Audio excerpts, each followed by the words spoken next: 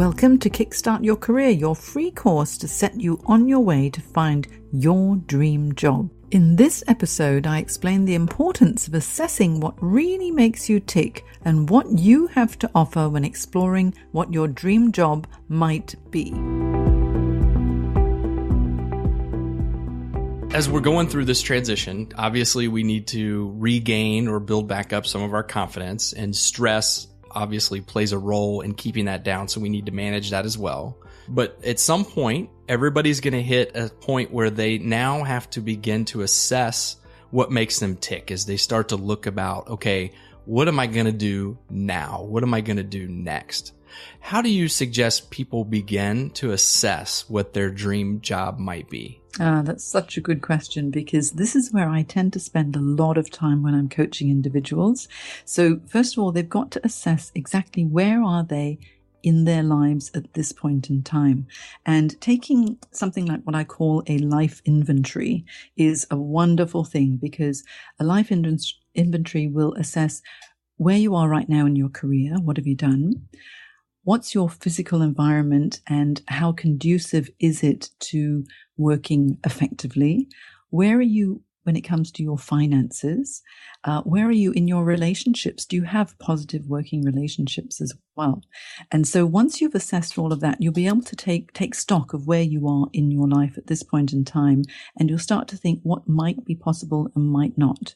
When it comes to a career, I encourage people to make a values-based exploration, because if you follow your true personal and career values, you'll be able to always be on the right path. It's almost like a compass. If you follow your values, it'll take you there. Whereas if you think, with your head and your heart, you'll probably never make a decision. You go in with your gut and your intuition and what your true values are. That will propel you forward. You need to also assess, what are your motivators? What are your demotivators? And they can be a whole variety of things. Perhaps it's what motivates you is being in a really positive team environment, or maybe what motivates you is a very short commute to work. So that's important. So you've got to think of your motivators and demotivators. You need to assess also, where do your skills lie? What are your qualifications? What knowledge do you have? And what are your personal traits? Because that's what employers are going to be looking for. They're going to hire you because you solve a problem. So do you have the skills and knowledge to actually tackle that problem as well? And once you've done that, you can actually identify what's transferable and what's not if you're thinking of making a big change. Then you need to assess what might be your dream role. Really have a bit of fun with this and think, if I could have any role in the world, what would be the specific traits of that role that would motivate me? So it could be the location, the job function, the size of company, the industry, etc. And then the final thing that's really important is to sit down and spend the most amount of time thinking, what have I achieved in my career so far? Can you give an example of how you turn an achievement into a result? Well, first of all, you've got to think, what have I done that maybe has saved an organization money, or has streamlined a process? And very often when I'm working with my clients, they go, oh, Jane, I don't know. I just did my job.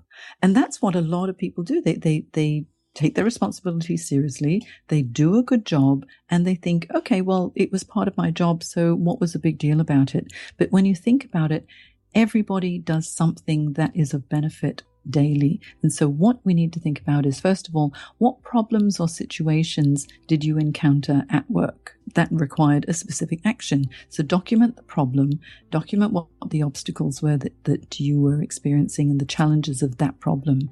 Then document, what actions did you take to resolve that issue? And if you take the action and the result of your analyses and turn it into a single sentence or maybe just 2 brief sentences, you can actually lift that and put that into your resume, which will be an excellent accomplishment statement.